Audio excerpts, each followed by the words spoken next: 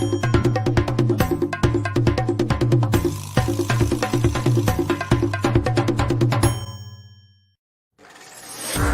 1966, the Chicago Bears drafted the son of a Pennsylvania coal miner in the 4th round.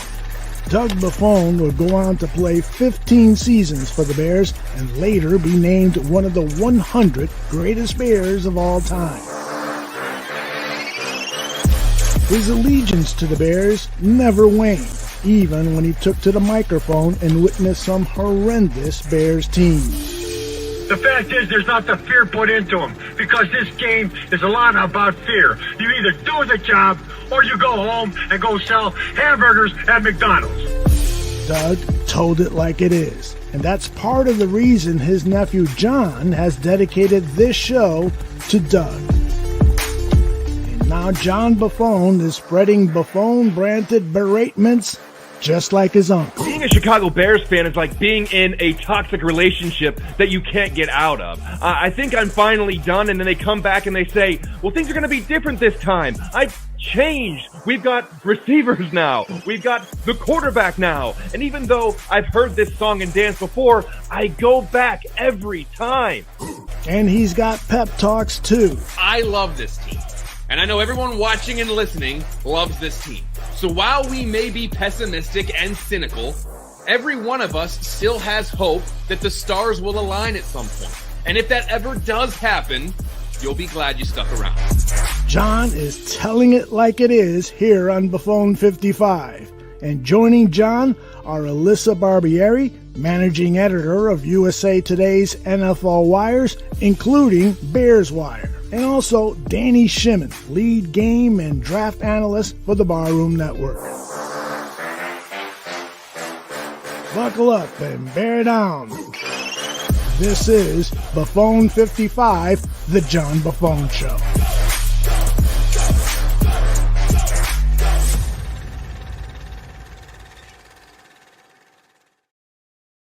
Hello, everybody, and welcome to Season 8 of Buffone 55, a fast-paced approach at breaking down the Chicago Bears. My name is John Buffone, and you know, when we started this podcast in 2017, the Bears were coming off a 3-13 record under head coach John Fox.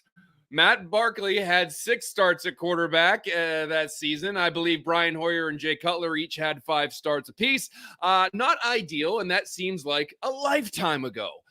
Since then, the Bears' primary quarterbacks have been Mitch Trubisky and Justin Fields. Neither of those eras would have made my Uncle Doug overly happy. And I say that because he's the man I dedicate each and every episode of Buffone 55 to, not just because of his outstanding linebacker play or his very successful broadcasting career covering the Bears, but because he also offered me a lot of important advice during my own broadcasting career, which is why I hold a special place in my heart for him. So like everyone else in my family, I love my Uncle Doug, but I haven't always loved what the Bears have done to the team that he loved playing for. Until now. Maybe. This could be the year of something different.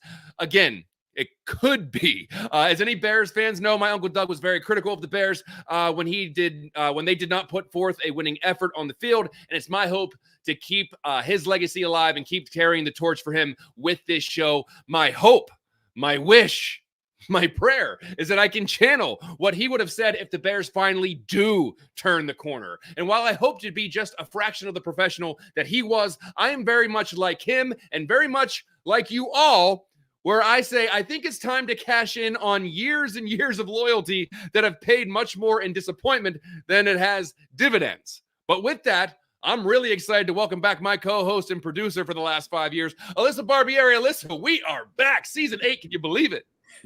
I cannot. It just feels, it's nice now. Like we have a football game next week. It's crazy that next week we're going to be previewing the Tennessee Titans and actually have live regular season football to cover. But just absolutely love the way that you started our show there, because it's my 5th season here, which I can't believe, like 5 years have just kind of flown by, and you're 8th. And everything you said just perfectly captures everything that we've gone through as Bears fans, because we could be potentially heading towards something that at least I haven't experienced on this show before, which is a reward to our allegiance to the franchise that's often been a laughingstock of the NFL. And you know what? You're you're also not too bad to work with here at Buffone 55. So it's always a pleasure hopping on here every Tuesday or Wednesday night. And over the last 4 years, just to bring it into perspective, the Bears have won 24 games and lost 43. That means I've had the fortune of you helping me get through a lot of losses, about 40 in 4 years, which is crazy to think about. I also feel like I'm maybe partially responsible because they haven't had a winning season since I joined the show, but they've only had one during my 8, so it's not like I don't want to put that on you. I mean, at least it was one. Hopefully this season coming up will be the first of many, hopefully. But jokes aside, thank you for everything that you do, John. I appreciate you. It's just a pleasure jumping on here every week and getting to talk Bears with you. But as you said, we're going to turn the corner now and start a new era of Buffone 55, where hopefully we'll be celebrating more victories and losses, maybe do a little shit talking and have fun as a winner and not just a lovable loser. Well, thank you very much for saying that, Alyssa. I do appreciate it. I love what we have built here over the last several years, and your contributions have been a big part of that, and why it's more fun than ever, and why we're reaching more and more people and growing our audience. Last year, we had some significant additions to the show, and we're going to continue with that winning formula. I'm going to start by welcoming back to the bar room the chief draft and game analyst, Danny Shimon. Danny, welcome back to Buffone 55. How you doing, bud? Thank you, John, and congratulations on your 8 years, man. Time flies when you're having fun. I've been here 6 years, so I'm a couple years behind you. So I'm trailing. I see you in the forefront right there. I'm trying to catch up to you right there. So, of course, Alyssa, congratulations on your 5 years at the bar room. Just got a question for you. Did you get anything from Aldo on your 5th year anniversary? Because all I got was missed texts and deserted phone calls. He basically ghosted me. So hopefully he treated you better than he treated me. I did actually, and I mean, it was crazy because I was expecting one thing and then another thing came and then another thing came today. And I'm just like, oh my gosh, Aldo's being so nice. But I mean, I'm already somebody who has a lot of Bears merch to the point where it gets nauseating to the casual sports fan. So it was nice to add a couple of other things to the collection. Thanks to Aldo, I received a cutting board so I can imagine Jordan Love's face when I'm cooking, with that knife, a Jenga set to remind me just how perfect something can be when all the pieces fit just together, and a Bears flag to shout my love for this team to the world. So just very thoughtful. And again, thank you, Aldo, who's behind the boards running things for us tonight. Yeah, thanks, Aldo. I was going to say, if we're done making Danny feel bad, we're going to, Alyssa, for the past 4 years, I've asked you to let our followers know about the show flow of Buffone 55, and I'm going to start season 8 the exact same way. Let us know what's going on. Okay, so as always, or if you're joining us for the first time, we're going to start with our B55 segment. And that's when I ask John 5 questions and he responds within 55 seconds. 55 seconds, look at me. This segment has been a staple of Buffone 55 since the show's inception in honor of John's Uncle Doug, who wore number 55. It's also the part of the show where fans, they find this the most therapeutic, and I know I do, and I know John does. So then after a quick break, I'm going to introduce a video essay by the podfather himself, Aldo Gandia, where he's going to discuss the Bears and their upcoming game, or in this case, we're going to talk about the offseason. And our final segment is called Buffone's Basement, and that's when Danny comes in, and, well, Danny, why don't you take it over? Yeah, my goal for Buffone's Basement basically is come in and just kind of talk and go back and see preview some of the players that made contributions, in the previous week's games, and then also take a look at the upcoming opponents for next week and kind of analyze and see where the Bears could attack those opponents and where those opponents could give the Bears trouble that next upcoming game. Absolutely. Well, thanks, Danny. We're going to see you soon, so hold tight. And Alyssa, if you're ready for B55, I guess I'm going to try to shake the rust off. I have been waiting for this moment. So, John, are you ready? I guess. Okay, so we're going to put 55 seconds on the screen, and we're going to get to the first question. So, John, of all of the transactions that Ryan Poles has made in his 3 seasons as Bears general manager, which do you think is the one that has brought us to this season of justifiable hope? 55 seconds and go. Well, I appreciate you throwing me a softball question to get back into the groove of things. I think you have to look at the trade with the Panthers to get the number 1 overall pick back in 2023. That resulted in DJ Moore, Darnell Wright, Tyreek Stevenson, Torrey Taylor, another second-round pick next year. And what was that other pick? Oh, Caleb Williams. And then the Panthers got Bryce Young. Don't get me wrong, acquiring Montez Sweat was also huge and completely changed the trajectory of that defense. But you look at all those pieces from the Panthers trade, and you're potentially injecting a foundation of a team all at once. And if you're going to analyze this on a deep level, I guess you can say that we can thank Lovie Smith for that trade because his Texans went out and won their final game of the season, which gave the Bears the number 1 pick, which they were able to trade. But I don't think they're too mad about it because they got C.J. Stroud in that draft. So it worked out for the Bears. It worked out for the Texans. However, the Panthers are kind of in a hole, and they're desperately hoping that Bryce Young reverses course. So when the Bears inevitably win a Super Bowl, does Lovie Smith get a ring just, for helping us out? No, okay. I'm getting too far ahead of myself. We need a winning season first. Yeah, okay. Baby steps, Alyssa. Baby steps. I know. I get really optimistic at this time of the year. But like you said, I mean, the move that has defined Ryan Poles' tenure so far has been that trade with the Carolina Panthers. And just every year, every week, every month, like every passing day, it gets worse for the Panthers. Yeah. And I'm like, how did we get so fortunate? Because normally we're on the other side. We're the ones that are making that trade. We were waiting for something to go wrong. Well, because we're waiting for Bryce Young to be like the next Tom Brady, and it's like, oh, the Bears could have had him, but they traded the pick. Like I think that's where a lot of not that a lot of Bears fans were clamoring to take Bryce Young, but it's just like it would have been such a Bears thing for that to happen, I guess. Oh, absolutely. And I think now that Bears and Texans fans have like this camaraderie, like, we like each other, we get each other, we're thankful for each other a little bit. So, I mean, again, thank you, Lovie, for everything that you did. That trade, like you said, just naming every piece that went into that, just trading 1 pick, getting DJ Moore, Darnell Wright, Caleb Williams, Tyreek Stevenson, Torrey Taylor, a player to be named later next year. Right. It's just what that did for the franchise. And you kind of see, I mean, even last year, it was a massive move, but you see like how all the pieces have fallen into place this year, and it's even bigger. And it's hard not to be hopeful for this team. It kind of feels destined in a way, and I don't know what's going to happen with it, but the way that, even just this year with getting Caleb Williams and managing to get Rome Odunze in the first round, and it just feels like all the pieces are falling into place in a positive way, which I'm not used to. I know we're not used to as Bears fans. And it's just like, why does it feel so good? Wait a minute. Why don't fall to the trap. I don't like that this feels good. What are they setting me up for? And not to mention that second round pick next year. Do you see all the injuries that the Panthers are already dealing with going into the season? Like this very well could be the 33rd or 34th overall pick that the Bears get from the Panthers for that other second rounder that's coming next year. I'm not going to get too ahead of myself. I'm not talking about the draft yet. I'm going to leave that to Danny. But I'm just saying that's a potential big pick they could get next year as well. I mean, they did just, have 6 waiver claims today. Mm-hmm. So, I mean, it sounds very familiar, kind of like when the Bears had the number 1 over. I'm not trying to get ahead of myself, but we'll see how that goes because that could end up turning into a borderline late first round pick. So, on to our next question. We're going to stick with quarterback. I want to get more of your thoughts on the Bears' new quarterback.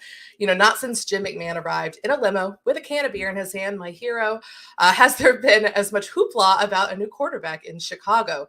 Caleb Williams won't be known for carrying a beer and wearing sunglasses, but he is certainly renowned for painting his nails and possessing great wealth because of his NIL deals while playing college football.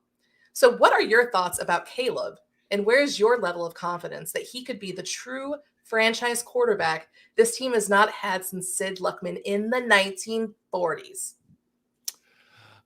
Look, as a Bears fan, there is a certain level of fear when prognosticating quarterback success. We all felt certain ways about Cade McNown and Rex Grossman and Jay Cutler and Mitch Trubisky and Justin Fields. Most of us thought in some capacity those guys had the potential to become the franchise quarterback of the Chicago Bears and finally put an end to the QB carousel. And we all know how those experiments ended. This one's different, however. This is a prospect that was the presumptive number 1 overall pick for 2 years. He was the highest rated quarterback in the class. And even though Mitch Trubisky was the first quarterback taken in 2017, he wasn't seen as the best player in the draft. And there were arguments saying that Deshaun Watson was better. And of course, we know Patrick Mahomes was also in that draft. That's neither here nor there. But my confidence is cautiously rising by the day for a number of reasons. Caleb looked very good in the preseason, and the Bears did a great job of giving him a cushy landing spot. They have all the talent around him, the opportunity to flourish. That's exactly what you said just there, because like you said, we have been falling into the trap. When they draft a quarterback, especially in the first round, we want to glom onto him and be like, please save us, be our savior that we've been waiting for. And it's kind of like, well, what is going to make Caleb different? What makes him different? I mean, not only, like you said, just coming in as the number one overall pick, and having won the Heisman Trophy, being the consensus top quarterback, but also the position that Ryan Poles has put him in, which is unlike anything that we've seen here. Go back to Justin Fields and the situation that he came into in his rookie year. It's just night and day. And the way that Ryan Poles has approached this has just been masterful. And it goes back to, again, we were talking in, the first question about what was the best move he's made. And it kind of all led to this situation where not only do you get the number one pick quarterback, but you have a perfect situation laid out for him between having the weapons on offense. You have an improved offensive line, which Ryan Poles said, this is the best depth that he's had at offensive line in his career. And then you have a defense that has the potential to be a top 10 unit, and you have it from all. And then you get a generational punter in Torrey Taylor. You got the special teams going on. Cairo Santos has been just a savior at kicker. I mean, it's really the perfect situation for Caleb Williams. I'm not saying I'm expecting him to have a CJ Stroud kind of season, but I feel like it's going to be different from Justin Fields, and not just because of Caleb's talent.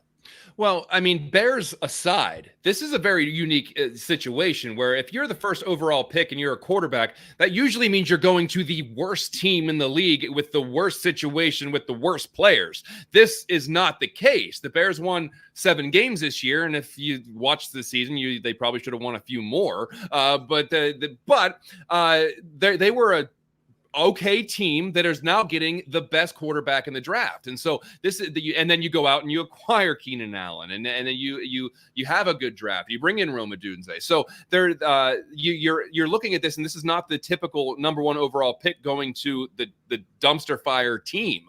And so this is a very interesting situation that I, as a Bears fan, I'm obviously hyper invested in it. But if this weren't the Bears, I'd be invested in this as well as just a fan, because this is a very interesting situation that the first overall pick finds himself in. And so I cannot wait. I'm trying not to get too overly optimistic, because we know what happens when we do that. But I know they haven't played a game yet, but I'm getting there. I mean, John, you know us because, for how many the past seasons? I've been doing this 5 years. For all 5, pretty much. There always comes a point where, we just get really down to the dumps. So we have to enjoy the optimism when we can, because who knows, this is looking like it could be a really good season for the Bears, but we don't know. Our track record speaks for itself. So let's enjoy the optimism. You're allowed to be excited, John. I know. But I remember, was your first year 2019 that you were on the show? 2019, yeah. Whenever it was all they need is a kicker and they're going to the Super Bowl. And we were so excited. It's they're a kicker away from winning the Super Bowl because we're fresh off the double doink, and Trubisky's going to take another step, and Nagy's going to figure it out, and the defense is going to replicate what they did in 2018 by everyone staying healthy and dominating. And then clearly that didn't happen. So I remember what it's like to be oh, this is going to be it, and then falling flat. So I'm tiptoeing through the optimism. I am optimistic, but I'm just, it's, as a Bears fan, you have that weight on your shoulders that you're just I can't get too happy because then they'll make me feel bad. So I'm just gonna, but by week 1, I'll be going ecstatic and, going nuts about how happy I am if they win, that is. So we'll see. Yes. Is it too early to call week 1 a must win? I don't know if I want to call it a must win, but they need to win that football game just to get off to it. Right. We're going to go over the schedule later, but that's next week. Yeah. Okay, so moving on. John, since you and I have been following football, we've seen the transformation of the league, relying on the rushing game to win games to the passing game now being the center point on offense. But Doug is, I'm sure, very happy to know that defense still wins championships. So my question for you is, do the Bears currently have a defense that could propel them to a Super Bowl run in 2024? Or is this squad still a season away? 55 seconds are on the clock. Ooh, what a loaded question. So I'm not sure the Bears as a whole are a Super Bowl contender just yet. I hope they are, but I'm not sure they are. I do think the defense is more than adequate enough to make them a hard out for anyone. Look, defense is still very important, but the level of defensive play needed to be a great team has changed quite a bit. You don't have to be the 85 Bears, the 2000 Ravens, or the 75 Steelers to win a Super Bowl. We've seen modern teams with great defenses not win championships or even make the playoffs because you have to score points in the modern day NFL. The rules are actually slanted that way. In 2024, you just need to be an opportunistic defense and stay in the top half of the league when it comes to giving up points. And I think the Bears are well within those parameters. The secondary is strong. The linebackers are very solid. And you have Montez Sweat anchoring a young defensive line that has a lot to prove. And I do think this defense can create turnovers and win field position, which will greatly help a young quarterback.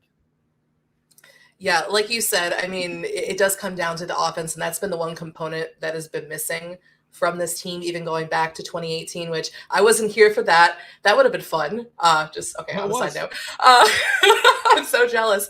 But even looking then, I mean, the defense was great, but, in the end, even on the Eagles game, I know it came down to the double doink, but, the offense should have scored more points. I mean, You kind of look at, just like what was missing, it's the offense. So obviously, like we've been talking about, Caleb Williams has to deliver. You have the pieces around him. But looking at that defense specifically, I mean, look at what they did at the end of last year. It just felt like night and day once Montez Sweat joined the fray. I think one of the biggest moves that Ryan Poles made this offseason was re-signing Jalen Johnson.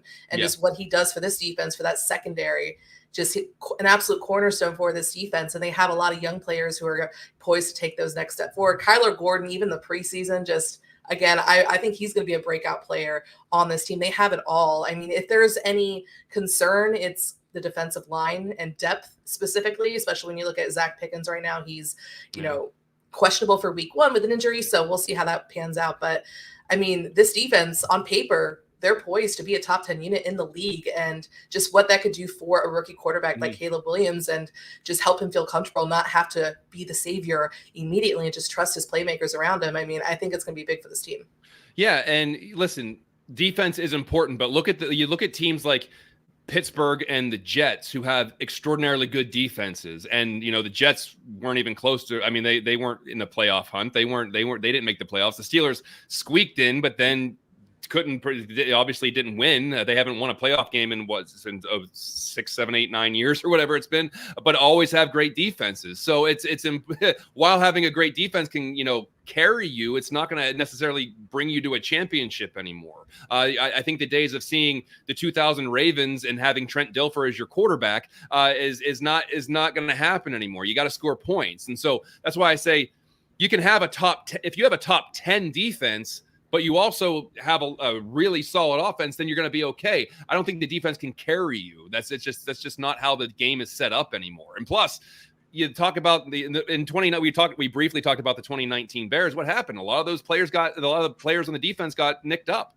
Akeem Hicks was hurt a lot of the year. The couple linebackers got hurt. The secondary got banged up. And so when you have those high collision positions, they're more likely to miss time.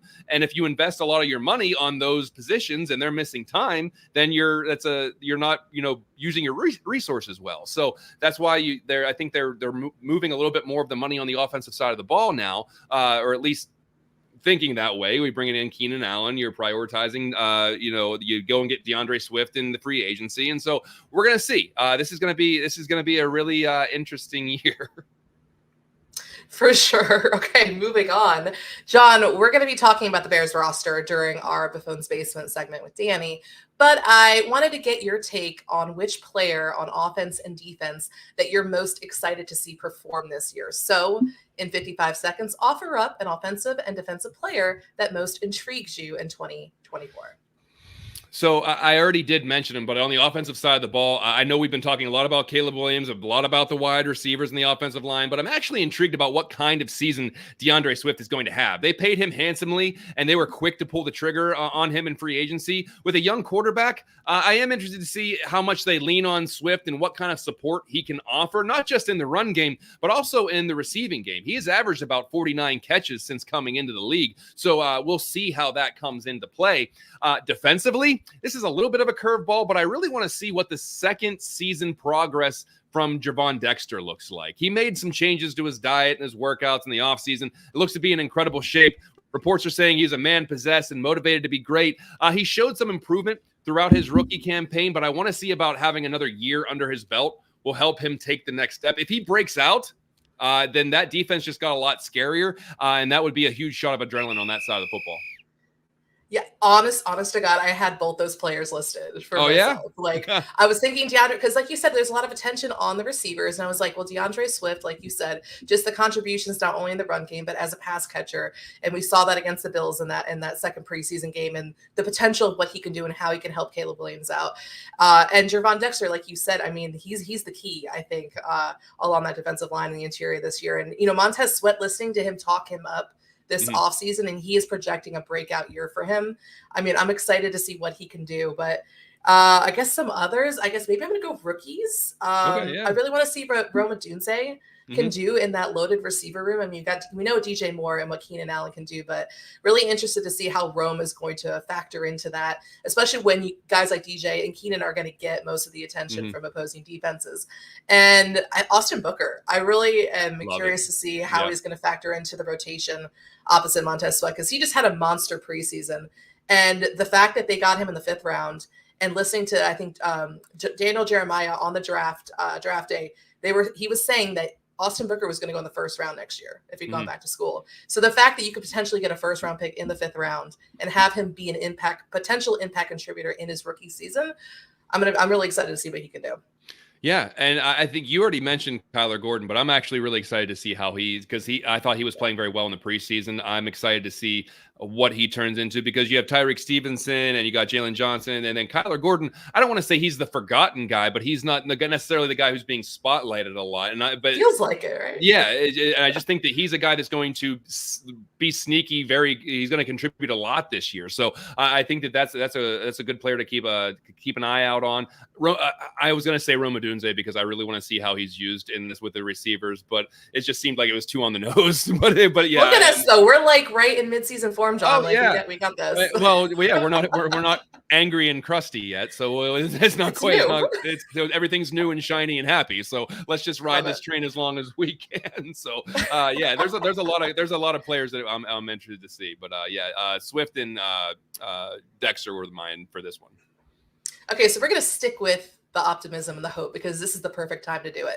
So, okay, I like to turn off the clock for your final response normally, but I'm not going to do that for our season debut episode. So Put those 55 seconds on the screen and let's go for it. So, John, for most Bears fans, there's reason for optimism this season. But I want you to define what that optimism should look like for this team. Is it really possible that the Bears will compete for a playoff spot? Should we even be thinking of an incredible Super Bowl run? Or should our optimism be limited to an incremental 1 or 2 more victories from the 7 that the Bears had last season? 55 seconds and go. Well, the definition of success is different for every team. For the Chicago Bears and where they are right now, I think they should absolutely be optimistic. But instead of being myopic in our analysis, I think it's important to look at this thing as a whole and see what could happen, not just this season, but in 2, 3, 4, and even 10 years from now. And I know that's a lot to ask of a starving fan base, but hear me out, because I'm just as hungry as you are. This team should be competing for a playoff spot this year. We put those expectations on the team last year, and I think this team, with all the additions, should surpass last year's results. I don't think that's too much to ask, and if they fail, then someone's going to have to pay for that. Optimism, however, should be gauged for the long term and short term. No longer do I want to have the mindset of, well, if everything goes perfect, they could have an okay year. No, I want to have the mentality of, when this team's firing on all cylinders, we expect them to beat everybody. But like I've said before, the time for excuses is over. If things go sour, there are no more excuses for this coaching staff. When there's optimism, there's also expectations. But that'll do it for this first edition of B55 in the 2024 season. We've got a lot more Bears talk and Aldo's video essay coming up. But first, these messages from the Barroom Network.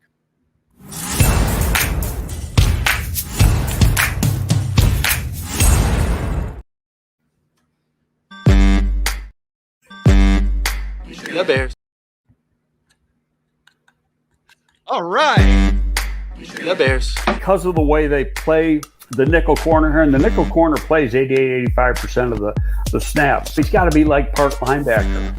The Bears. When you're in a scouting room, there's going to be differences of opinion. The Bears. Well, you're looking at traits, and when he tested very, very well. The Bears. Greg, why are teams wrong on quarterback evaluation so often? Number one, it's a hard position to evaluate. Former Bears scouting director Greg Gabriel talks football live every week on the Barroom Network. Also available on demand.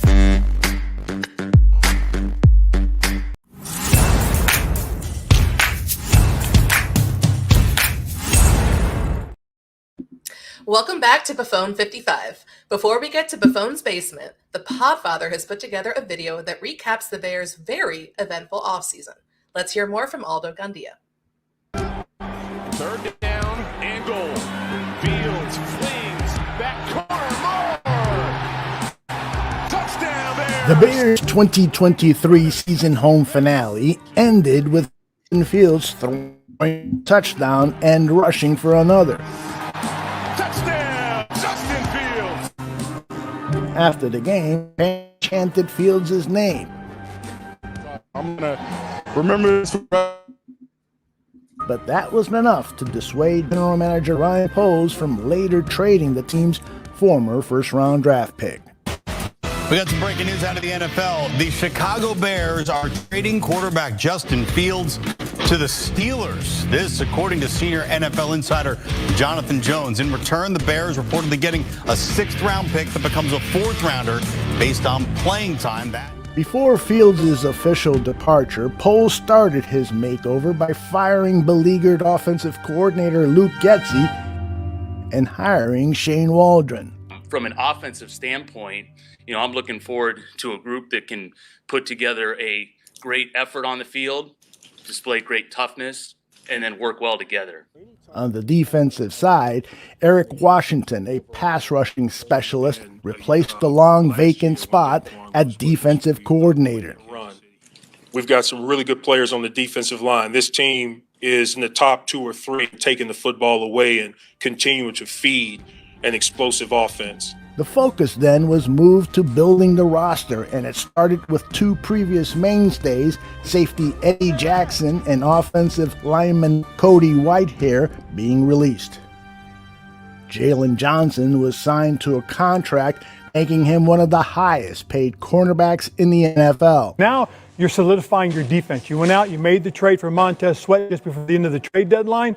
Shored up that pass rush. The pass rush showed a lot of good. They got better as a defense, and then they went out, and now they're showing up the rest of their defense by working on the back end. When free agency opened, Poles acquired 3 players who were immediate starters, one of them via trade. All 3 had at least 1 Pro Bowl appearance. DeAndre Swift headed to the Chicago Bears, a 3-year, $24 million deal. The Bears have went out and signed Kevin Byard. Byard's one of those guys that I think is definitely regarded as a top 10 safety in the NFL. We got breaking news out of the NFL. The Los Angeles Chargers are trading Keenan Allen to the Chicago Bears. Atlanta will receive a 4th-round pick in exchange for the 6-time Pro Bowler. Then came the draft. There was no drama when the Bears made their first pick, the 1st overall in the draft.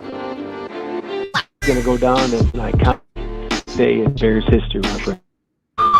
When you see all the things that come with Williams, people have talked about the nail polish and the flair that he, the way that he dresses, and he made so much money in NIL. I can tell you from experience, this guy has a competitive fire in his eyes. Caleb Williams is considered generational talent compared to the Aaron Rodgers and Patrick Mahomes. Obviously, we love our history here, but it hasn't been smooth recently, and it's time to change. Then the drama began at Hallis Hall. You think so? You think they take Neighbors? Giants? Poles had wide receiver Rome Odunze as the 2nd best player on the team's board. Poles thought he'd have to trade up for the Washington University wideout, who had the most receiving yards among all college football players in 2023. The board started to fall his way, and with only the Atlanta Falcons picking ahead of the Bears, Poles waited. What's our percentage?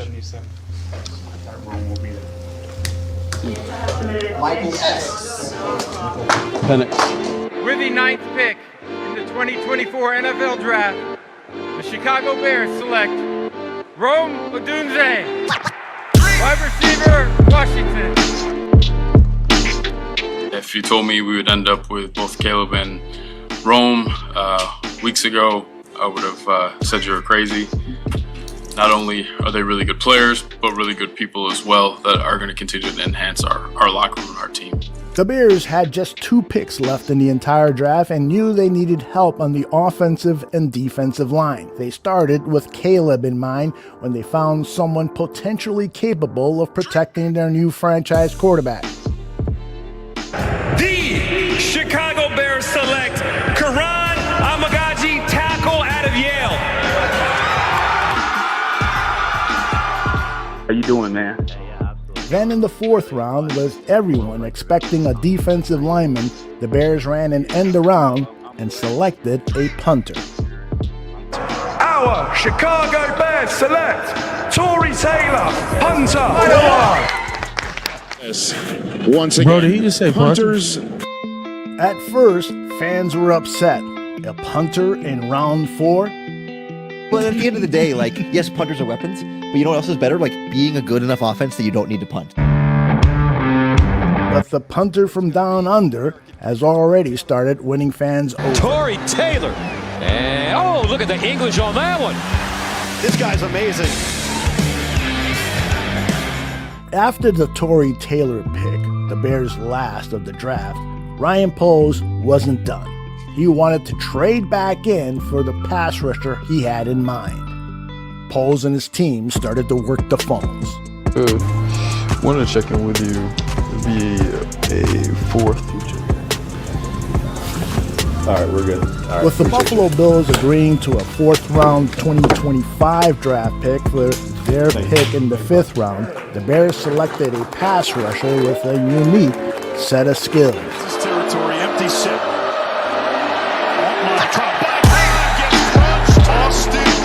Minnesota transfer. Went to the Senior Bowl, and I mean, he was unblockable, guys. Whether it's a one-on-one pass rush drills, whether it was the team aspect of the drills, whether it was the run blocking, the run drills. This is a guy that was active, mortar runs hot 24/7. Even before the Bears completed their draft, the media started its praise of Poles and how he's transformed the roster. Chicago Bears absolutely crushed it on night 1. A+ for night 1, at least in my estimation. And how great is it for Rome Odunze to learn under Keenan Allen, to be able to learn how to become really a professional? And Look, I'm not alone. Everybody's saying the same things. I love what Poles has done in terms of laying the foundation here. The Chicago Bears, more than any NFL team, will simply look different. They upgraded personnel more than any NFL franchise, almost all of it on offense. Talking to some friends of mine at Fanatics yesterday, talking about my surprise team, for this season. And I said, without even hesitation, it's going to be the Bears. It's going to be the Bears. During the preseason, the Bears started to provide a glimpse of the potential of the team. Williams connects. What a throw by Caleb Williams. He's looking downfield, nothing there. Spins away, throws on the move. It is caught! Rome Odunze connects with his fellow rookie.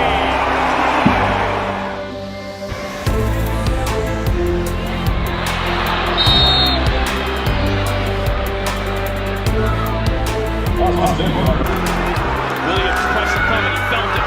Looked, saw it, evaded it, still on the move, looking around. Williams is going to take off for the end zone.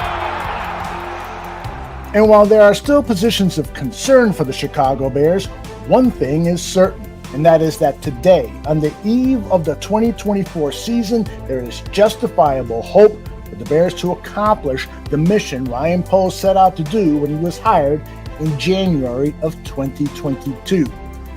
Build a team capable of sustained success. For Buffone 55, I'm Aldo Gandia.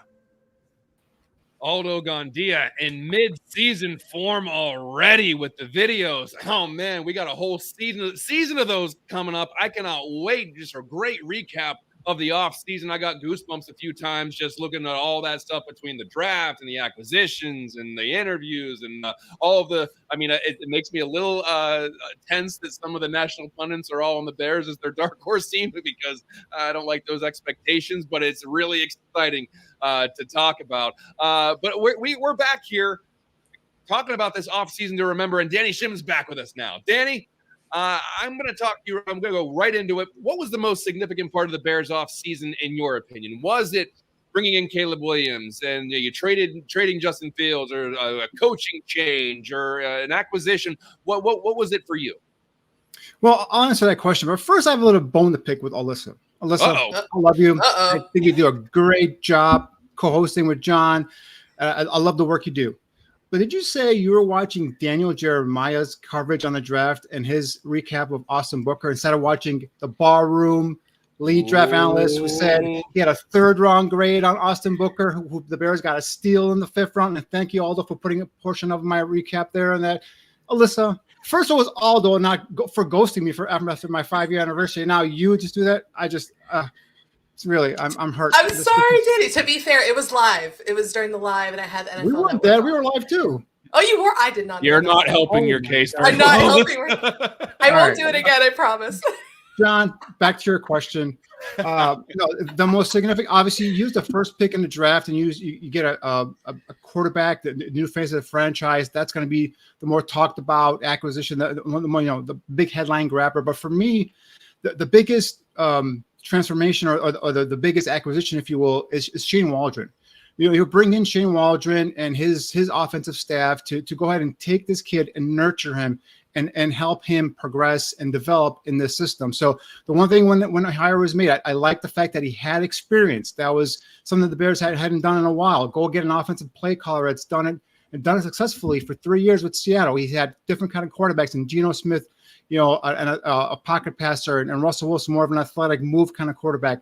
And he's been under Sean McVay, and he's learned that system. So his, bringing Shane Waldron here and his plan for Caleb Williams is going to be crucial, because if Shane Waldron fails, they have set up this kid for failure, basically. So I'm hoping and I'm praying that Shane Waldron brings in what he did over in Seattle with 2 different types of quarterbacks and takes the talent of Caleb Williams, who at draft day I called probably the second best natural throw of the football behind Jay Cutler the Bears have ever had at quarterback, and develop him and just bring him along slowly. Don't overwhelm him. And it from just kind of like watching Hard Knocks and watching some of the stuff you've seen in the preseason, it looks like they have a great relationship, which is awesome. And it looks like Caleb and Shane have developed that bond where he trusts Caleb to make play, to run the plays that he calls. And then Caleb also trusts Shane to go ahead and put him in a position to succeed. So that, to me, that was the biggest acquisition in the offseason.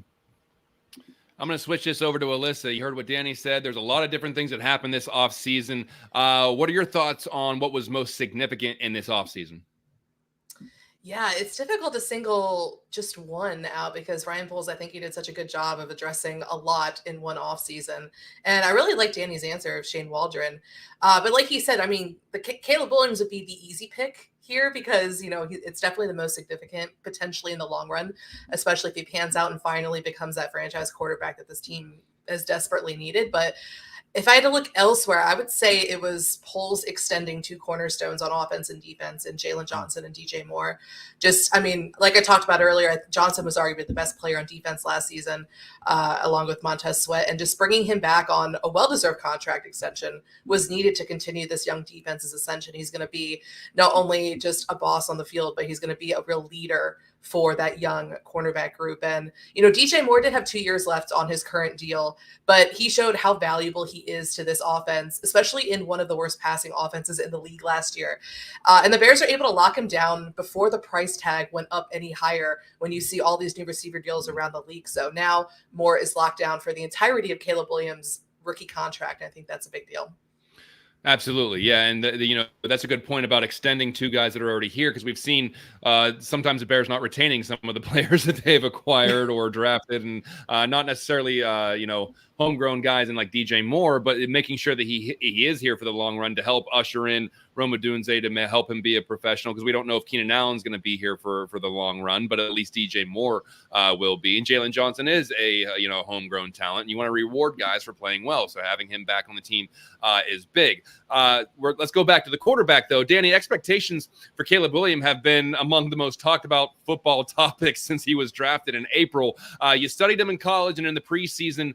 what do you expect to see from Caleb, and what kind of reasonable expectations should fans have this year? Because there's already talk about in his rookie year, he's going to be the first Bears quarterback to throw for 4,000 yards. Don't say that. But I'm not saying it. Everyone else is. So it drives me crazy, John. It drives me absolutely nuts that this national media or whoever wants to talk about, putting that expectation on the kid. And listen, I just said it. He's a gifted natural thrower of the football, probably the best the Bears ever had behind Jay Cutler, arguably, right? This kid is talented. The stuff that he did against Buffalo and some of the stuff that we see here against Cincinnati, some of these plays, you study his tape, you see it all along on his tape. The kid is a natural talent at the position.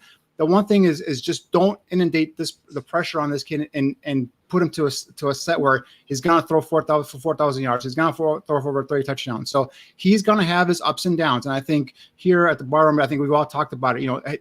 Settle your expectations, but know you have potential at that position to get better each and every week. He's going to have his 3 interception games. He's going to have his 4 touchdown games. So we can't just say, he's a bust or he's great, blah blah. Let's let him go through his rookie campaign. I expect the first 4 or 5 games to be a little bit of an indoctrination to the NFL, a little bit of introduction to Caleb Williams. If he hits the ground running and he's off and going, great. Perfect. But if he has some bumps in the road, as long as the Bears are the defense is keeping them in the game, and as long as they win, I think that's all you can do is take a look at how Caleb is developing week in and week out. He could be developing and the Bears could still be winning, and that's going to be the best thing there, and seeing how he leads, even when he's having those rough games. So if you ask me to put numbers on him, I mean, if he throws for 3,500 yards and 22 touchdowns and only 10 interceptions, I think that's a great season. And obviously, if the Bears, win 7, 8, 9, 10 games, I think that can go hand in hand. But the 4,000 yards and the 30 touchdowns, that's going to come if this kid stays healthy and they continue to build around him. But right now, let's just let this kid kind of learn and develop and go through his rookie's ups and downs, and not put all this pressure on him that the national media. It just drives me crazy when I hear these people talking about 4,000 yards and 30 or 40 touchdowns. Yeah, and I think it's going to happen eventually, whether it's this year or not, for a number of reasons. One, the talent behind Caleb Williams, and they're playing 17 games now, so eventually they're gonna have that extra game to help put you over the top. So we'll see if and when that happens, guys. We didn't really go over this in the production meeting, but I did come up with a new segment for the show that I'm calling "Buy, Sell, or Moronic." Buy, sell, or think it's this is moronic. Oh my! So Danny, like Danny pointed out, the Bears have done a lot to provide Caleb Williams with weapons to kind of expedite his development. But, and I'm going to start with Alyssa, and then Danny can jump in. Do you buy, sell, or think it's moronic to believe that Ryan Poles has done enough to set up Caleb Williams with success in his rookie season? Alyssa. Oh, I'm buying everything. I mean, we talked about it earlier during B55, just looking at the difference between their 2 most recent quarterbacks, Caleb Williams and Justin Fields, and their rookie seasons and what was available to them. You look at Fields, he had Allen Robinson and Darnell Mooney. Williams has DJ Moore, Keenan Allen, and Rome Odunze, and that's just the receivers right there. And for what it's worth, Allen Robinson was cut from the Giants among their final roster cuts. He's now with the Lions practice squad, so maybe potential revenge game on the way. No, but so he's fallen since his time in Chicago. But when you look at just all of the weapons that are available to him in his rookie season, and you compare just the different situations for these other rookie quarterbacks, I think Jaden Daniels is in a solid situation, but like Drake May, maybe not the best situation for a rookie quarterback there in New England. So I think that I'm buying everything that Ryan Poles has from the ground up. I think really put Caleb Williams in a situation, starting with those weapons, to find success in his rookie season. How about you, Danny? Buy, sell, or think it's moronic? I would like to buy, but what's your return policy? Can I keep the receipt? Is there I can return it back? Are you putting something on layaway? Do they still have that? Are we allowed to return for future episodes? Are we allowed to store credit? Like what's the? I'm just asking what your return policy is. No, I'm buying, guys. All joking aside, Alyssa, hit on it. In terms of the talent on the outside with DJ Moore, getting Keenan Allen, and even though he might be a 1-year rental, we'll see what happens there. But the tight end and Cole Kmet, and then Gerald Everett as well, and the kid I had number 2 overall, my second best player in the draft, and Roma Dunze. I think that kid has a chance to be a star potential. And a couple of buddies texted me the day of the draft, and they're asking me about my thoughts, and I said the Bears potentially just got their Aaron Rodgers to Devontae Adams connection, if things works out the way it's expected to be. So, but there are some concerns on offense, and I think we'll touch upon here in the next question. So I don't want to give it away, but I have some concerns on offense. Well, you know what? Let's just bring it up now, because a big part of Caleb Williams' success and success of this offense is going to be the offensive line. So, Danny, let's talk about the offensive line. What are your thoughts as it stands right now, not just as the starters, but potentially the depth? Because we've seen some guys go down, and Tevin Jenkins isn't always the healthiest player on the field. So, what are your thoughts on the offensive line moving forward to start this season, and what are your projections for them moving forward? Yeah, and you hit on right there. And the offensive line, it's so key, it's so important for a young quarterback. And then obviously starts off with the tackles. I feel like I believe the Bears have their bookend tackles, but obviously Braxton Jones going to his 3rd year. We've seen a lot of ups and downs. And Darnell Wright had some really positive moments last year, but he's a 2nd-year player. So if you look to see growth and potential there, that's great. Tevin Jenkins, you touch on it, John. When he's at left guard, he's a pretty damn good left guard, but when he's hurt, and that's the problem, is he's hurt a lot. And if he can stay healthy, I think that's a solid left side formation potential there. Coleman Shelton is a guy I want to touch on. Center was a huge question mark coming into the offseason. And I think he's done a great job in terms of coming in so far in the preseason, coming in and kind of solidifying that. You don't see any bad snaps. You see him and Caleb on the same page there in terms of when we see the starters in there for press protection and all that stuff. So now we go to right guard and Nate Davis. And I know, he's a guy that was a big free agent signing, but he's a guy that really, ever since last offseason, I believe it was, when he had a death in the family, it's not been the same with Nate Davis. And, injuries are a concern with him as well. And then you bring in Ryan Bates, who was supposed to compete at center, but now he's potentially, his backup. And so I think that is a major concern for me at right guard. And then you combine that with the lack of depth, in my opinion, because right now your swing tackle is the 3rd round pick, the kid from Yale. That is who they have right now. Matt Pryor has played tackle in the past, and he's a inside, backup at guard and tackle. So this is an area where if looking at the waiver wire, I didn't see a name that was out there that really caught my eye that the Bears can go out and get. But that depth and the lack of solid foundations there, but with potential, is what has me concerned, especially for a young quarterback that, as we've seen, still going through those bumps and grounds, still learning the NFL offense and all that stuff, and has a tendency to maybe hold on to the ball a little bit too long. I do not want him to go back there and get killed or miss a block or just in that play in front of him to kind of throw him off starting off his NFL career. So the offensive line is a bit of a concern for me. So let's kind of expand upon that roster now, because Alyssa, let's dive into the 53-man roster, which was announced earlier today. And while people make a big deal about who makes the roster and who doesn't, we also know that's not cemented in. There's a lot of fluidity there. And in fact, once, teams start signing guys off waiver wires, all guys who thought they made the roster kicked to the practice squad people were elevated, vice versa. So what are some of the significant parts of this 53-man roster that stuck out to you? Yeah, and the first thing that you mentioned too about the roster changing and that it's always going to be fluid. One of the things I mentioned is that they didn't have any waiver claims today, which, they are 9th in the order. Maybe there was some players that they wanted that other teams were able to grab, but by comparison, the Panthers, had 6. And there was a time when the Bears, I think they loaded up on 4, maybe 5, I think maybe in Poles' first year. So that was one of the things that really stuck out to me. And I think it speaks to the depth on this roster, just at multiple positions, including in the secondary at cornerback specifically. When you have to cut guys like Reddy Stewart, who had a standout preseason, and Greg Stroman Jr., who also is a solid veteran, who also had a really good preseason. That just tells you how deep that they are at that position, just because when you have to cut guys like that. One thing I found interesting was that they decided to keep 2 quarterbacks with Caleb and Tyson Bagent, and they have a combined 4 NFL career starts between them as of right now. And they did sign undrafted rookie Austin Reed to the practice squad. So there's a lot of youth at the position. Mm-hmm. Was quite surprised that Brett Rippon wasn't brought back there. Running back is another group that I think there's a lot of depth there. nice to see Bayless Jones, work, find a way on the roster. I think he found new life at running back. I mean, they can utilize him in a lot of different ways, but I think him being in the kickoff returner is going to be a big reason why he is here. The offensive line depth, listening to Ryan Poles' press conference tonight, he was talking about how this is the most depth that he's had along the offensive line since he's been here in Chicago. So, that's encouraging, but hopefully, like Danny was saying, that is my biggest concern still. And I feel like it has been the biggest concern that we've had as Bears fans for a while on the offensive line. So we'll see.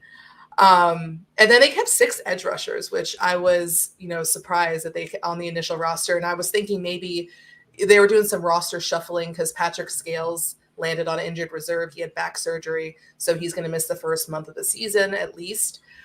So I was expecting some shuffling there.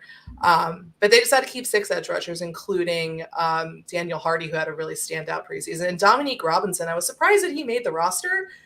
Considering I remember at a point last year he was benched after he had some struggles there. So we'll see. They seem to be really confident. And having Eric Washington, their defensive coordinator, he is just, I guess, a defensive line whisperer. So hopefully he's been able and will be able to get the best out of these players, along with Austin Booker, the rookie. So, I mean, then you look at, like I said, the secondary, just deep at cornerback. Mm-hmm. Linebacker, again, more depth. Like that's the one big takeaway I see looking at the roster that again can change, is that there is depth at a lot of positions here, which is unlike anything that we've seen with the Ryan Poles roster in his first 3 seasons here. Yeah, and Danny, before I get your thoughts on this, my thoughts on this is you talked about depth, and I just, out of curiosity, I went back to 2017 when we started this show, and I'm looking at some of the depth on the roster, and I just brought up the wide receiver core from 2017. Don't do it. Cam Meredith, Kevin White, Marcus Wheaton, Kendall Wright, Josh Bellamy, Dan Braverman, Ruben Randall, Titus Davis, Tanner Gentry, crowd favorite, Deontay Thompson. So that's what we were talking about as far as depth with the Chicago Bears wide receiving core at one point, whereas Cam Meredith, Kevin White, Kendall Wright, Josh Bellamy. He's going. What? Just stop. No. You want me to say it again? So we're doing. You could have stopped after Kevin White. So I mean, I think the contrast is, holy crap, there's depth here, and you don't have to worry about. And we said this a couple years ago, even when DJ Moore wasn't in Chicago, the Bears were using a lot of.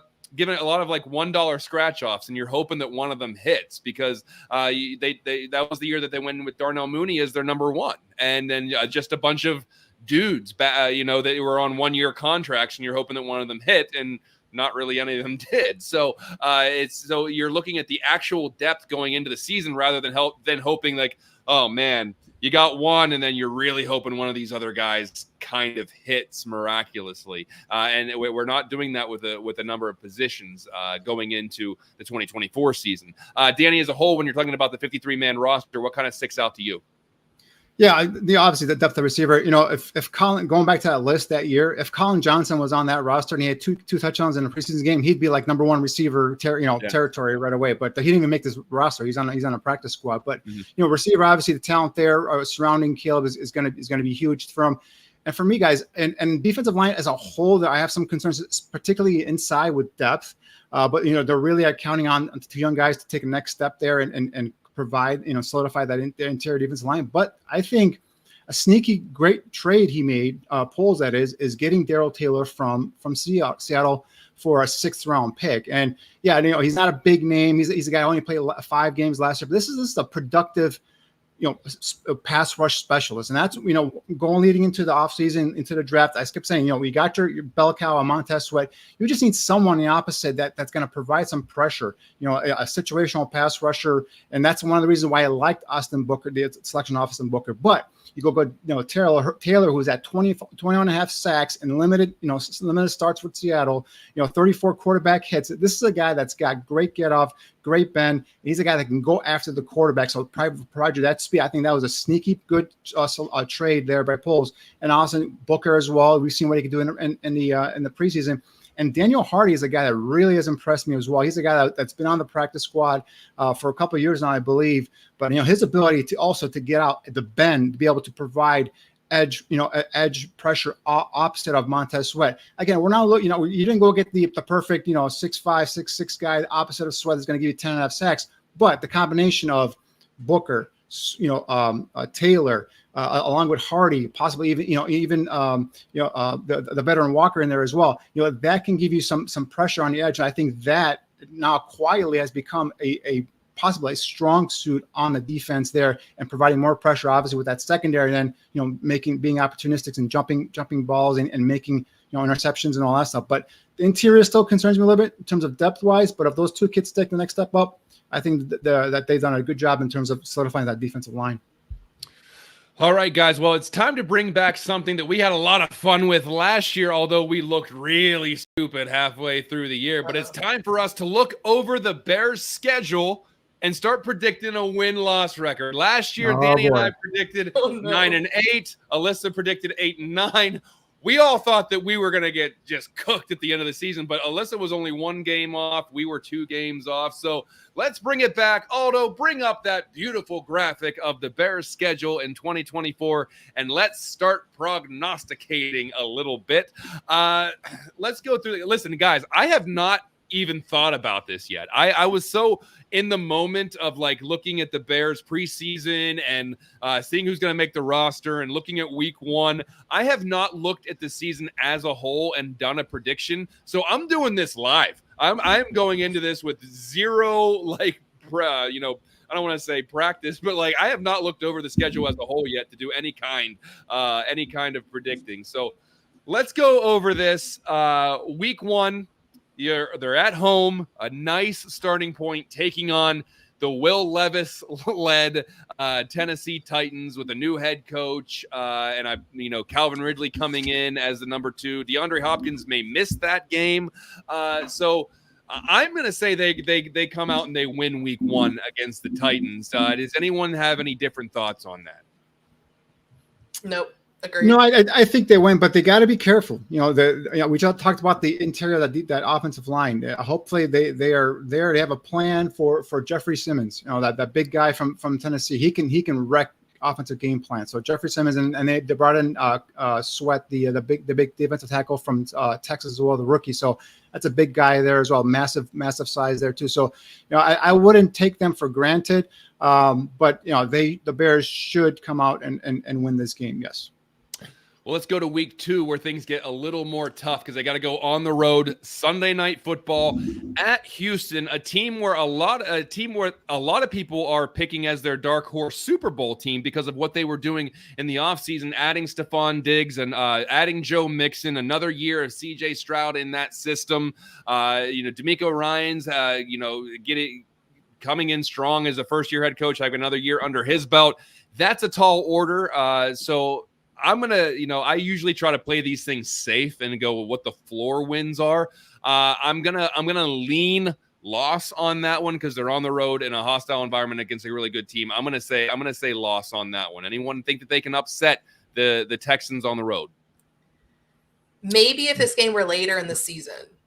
Okay. Potentially. I think right out the gate, there are going to be some ups and downs. On Hard Knocks, Caleb was talking about how he doesn't get nervous, but it's going to take a little time for him to acclimate, which that's why I like looking at this schedule it is loaded in the back half, but at least it's, it's favorable in the front half. But yeah, I had that marked down as a loss. Danny, same? Yeah, Sunday Night Football, first primetime game. I know Caleb is not going to be nervous, but I just don't know in terms of because the Texans made a huge addition in terms of on defense with Danielle Hunter and just to go along with what they had last year, and then obviously the second year of CJ Stroud and adding Stephon Diggs on offense there as well. So I think I'm not sure if that's their home opener or not in Houston, but I think that crowd's going to be hyped up for a Sunday night national televised game. So I think Bears take a loss there. Yeah, so let's move on to week 3. This is a really interesting one. They go on the road and they're playing the Colts. They're staying in the AFC South, but a lot of unknowns on that side. Shane Steichen, great coach. He did the best he could with Gardner Minshew as a quarterback this year. This year, they're getting Anthony Richardson back, a big unknown, a fantasy darling this year, ranked top 5 in fantasy quarterbacks this year because of his dual threat ability. but coming off of an injury, we're still not sure how polished he is in the pro game. This is one that I think they could potentially steal on the road. They go into Indianapolis and win this game. I'm going to give them a win here. But Danny, you're the person who's able to evaluate this guy, and you saw him playing in college at Florida. What do you expect from Anthony Richardson this year, and should the Bears be concerned about that early? And I think it's good that they're catching them early in the season and week 3. What do you think? Yeah, this is where Matt Eberflus and the new defensive coordinator are going to earn their pay here, because with Richardson, obviously, small sample size in college, even smaller sample size last year as he got hurt early on. Did have success in his first, I think 3 or 4 games he played. But again, he's a guy that, relatively, he's still a rookie. So this is where they're going to have to go ahead and go up against Shane Steichen, who I think is one of the more underrated play callers in football, and Jonathan Taylor in the backfield. If they can stifle and shut down the running game of the Colts, I think they can go ahead and beat Indianapolis as well. So I'm going to go ahead and say that they go ahead and beat Indy in this game. But it's a game where if they don't stop Jonathan Taylor and that RPO game with the quarterback back there, I think there's a chance they could lose this game. But I'm just going to go ahead and say that they will, on record, say they're going to beat the Colts. How about you, Alyssa? Win or loss on this one? Yeah, so I remember making my predictions right after the schedule was released, and then also we're doing something on Bears Wire where we're releasing them. So going back through it, originally I had this as a loss, and then now kind of looking at it, I'm teetering on a win, like Danny was saying.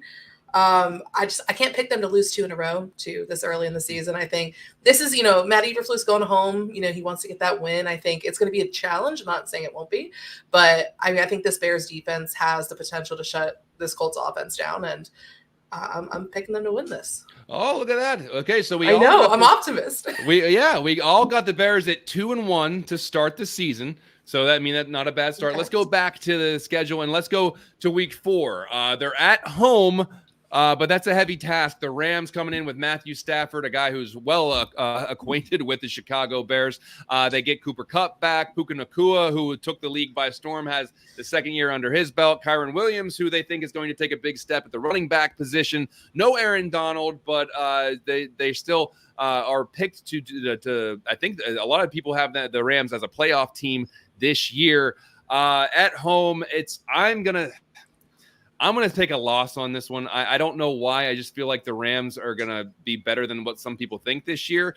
So I'm going to say loss on this one. I don't like saying it. I think I don't think it's going to be a blowout, and I don't think it's a game that the Bears will absolutely lose. But I'm just going to, for the sake of this conversation, say loss to the Rams. Let's go to Alyssa. How do you feel about this one? Yeah, I have this as a loss as well. My original pick, I flipped it. But like you said, I think people are overlooking the Rams this year. You have Matthew Stafford coming back. You got Cooper Kupp and Puka Nacua. I mean, I think that, like you said, this isn't going to be a blowout. I think it'll be a close game, but, they're going to be those kinds of games. And I think thinking about like how the Bears were more of a second half of the season kind of team and they got off to a slow start, this is something where they fall just short. So I do have this as a loss. Danny, how about you? Yeah. I'll make it 3 for 3. I think this is going to be a tight loss as well. With Stafford healthy and obviously the combination of him and McVay calling plays. I think with those weapons that you guys already have highlighted so far on the Rams, I think that this could potentially be a game where we see a back and forth here. With so much firepower on both sides. So, but I do think this is going to be something where the Bears take it on the chin here and do take a loss. If this was later on in the year, kind of like how Melissa was talking about Houston, if this is later on in the year, it's colder. LAT is coming from the hot weather to the cold. I could see the Bears pulling it off, but early on in the season, September, it's still going to be nice and warm. I think the Rams get this one. I was actually going to say that exact same thing. If this was in November, December, then maybe they don't like traveling to Chicago so much. But Stafford has notoriously been banged up towards the end of some of the seasons, but he still will be relatively fresh in week 4. So I think we all have the Bears. We have them at 2-2 going into this. 2-3. 2-3? 2-2. 2-2. Yeah, 2-2. Okay, let's go to week 5 where they're playing Bryce Young and the Panthers, where I think that the Panthers might be better than last year, but I still think they're going to be pretty bad. Bryce Young, we'll see what happens with his development. They bring Canales in as the head coach, who I think will be an upgrade, but I just don't think they have the weapon. They bring in Deontay Johnson from the Steelers to be a wide receiver. They draft Xavier Legette, so they will have better weapons. They drafted Jonathan Brooks as a running back, but he's going to start the year on the PUP list. This would be probably the first game that he can come back and play in, so we don't know how many snaps he'll actually take in this game. So at that point, it'll be Chuba Hubbard, I think, is the starting running back. I think that was way more analysis than I had to do on the Panthers. I think they're going to win this game. Danny, how about you?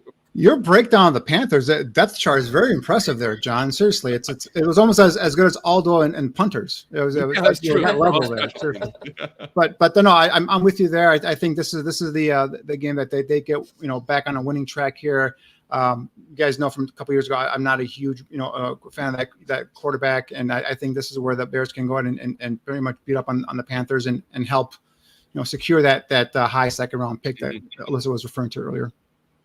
Agree, Alyssa? Yeah, I agree. It's a clean sweep. Yeah, we're not losing to the Panthers, and it's not going to be as close as it was last year. So, like Danny said, it's all about making that second round pick as high as possible. So, yeah, that's neat. That game actually put me to sleep last year between the Panthers and the Bears. Was that a Tyson Bagent? Tyson Bagent versus It was a pretty boring game, but hey, they won at least. Was that also a Thursday night game? Or it was a Thursday night game. Yes. Oh my goodness, they hated us. It's just typical Thursday night Bears game. But let's move on. Let's move on to the next week because we all have them beating the Panthers, and I think we have them at 3-2 at this point. And then they crossed the pond, which was that wasn't even an English accent. I don't know what the hell that was, but they're moving. They go across the pond to play the Jaguars in week 6. This is an interesting game because I don't really know what to think of the Jags. They should be better than they are. I think Trevor Lawrence should be better than he is. He just got a nice contract extension there in Jacksonville. They have some weapons there. Travis Etienne, the running back, I think is a very dynamic, not just in running the ball, but pass catching. They have Christian Kirk at wide receiver. I think they drafted Brian Thomas, I think, at wide receiver as well. Evan Ingram at tight end. They should be better than they are, but I think that the Jags basically that's a home game for them in England. They've been playing so much over there, but I think that's a game they could potentially win. I think that if they get after Trevor Lawrence, they can win that game. And I know that we have plenty of Bears fans over across the pond as well. So I think that they can win that game. But travel will have a lot to do with that. I'm just going to say win. I just think that they can win that game. I think that they win that one. Some of us may disagree on that one. Alyssa, what do you think? Yeah, no, I'm with you. This is one that, when looking at all these games, this is the one I keep coming back to that I think is so difficult to pick. Just because, like you said, I don't know what to think about them, and I feel like once the season kind of gets going, I'll have a better idea. But for now, I'm gonna pick them to lose this game, just the international of it all. Like you said, this is gonna be a home game, essentially for the Jags. I think they could win it, but I'm going to put this down as a loss, but I choose to potentially amend my answer later on. There you go. Reserve the right to change your mind. Danny, how about you? John, I'm with you. I think this is going to be a victory. I think the Bears will go over there and take care of business. Jacksonville, obviously, like you said, they're tantalizing. They have a ton of talent, both on defense and on offense. But they lost Calvin Ridley, their leading receiver from last year. They did get Brian Thomas, the speedster from the big guy from big tall speedster kid from LSU. But Trevor Lawrence, again, he's been up and down. They gave him that big contract. I think he's going to be feeling the pressure early on. So I think the Bears can come in there and sneak out a victory. So I think I'm there with you there with the victory. So our first disagreement has happened. Danny and I have the Bears at 4-2 to start, and Alyssa has us at 3-3. We'll see how this develops. Let's move on past that game in England in week six, and let's look at the rest. Oh, they go to they have a bye week. They're 7. winning week 7. Winning week 7. Well, I can tell you they won't lose. But that's a nice little bye week after the travel, and you get maybe a jet lag back from the UK, and you get back and you have a week to take them over. So then we go on the road, and the Bears take on the Commanders on week 8 on October 27th. I'm going to that game, so we know what happens when I go to a game. Yes. And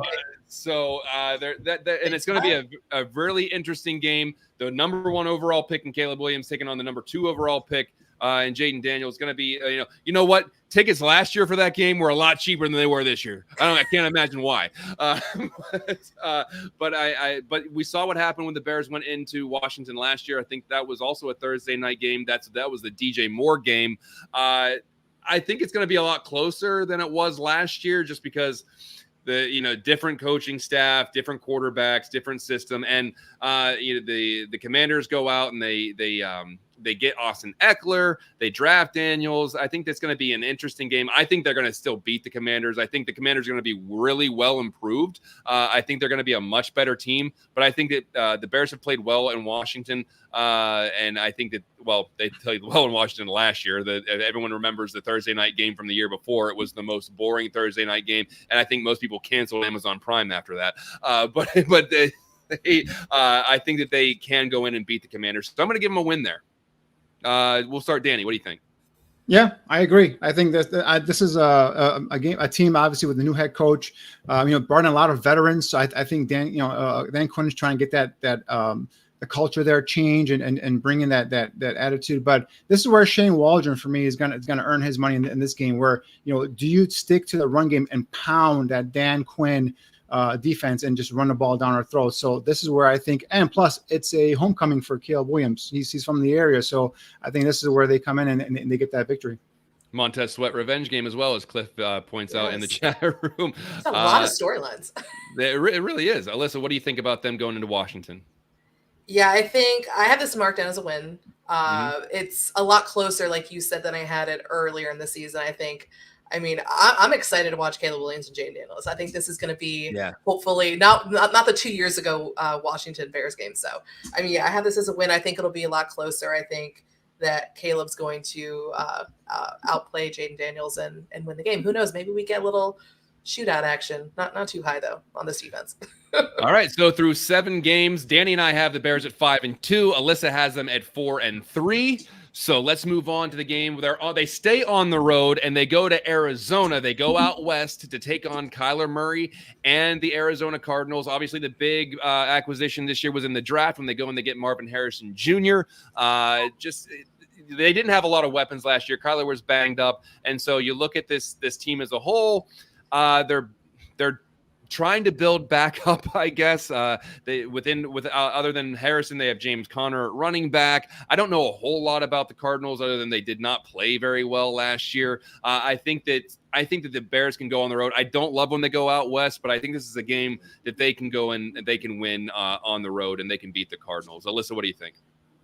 Yeah, I have this as a win. I think it's kind of like the Rams game where people are, I know the Cardinals, like you said, they're rebuilding, but I don't want them to overlook them because there is talent there. But I think that it'll be exciting. Like I saw someone mention in the comments to see Jalen Johnson going against Marvin Harrison Jr. I think that's going to be an exciting matchup to watch, but I do have the Bears pulling this out.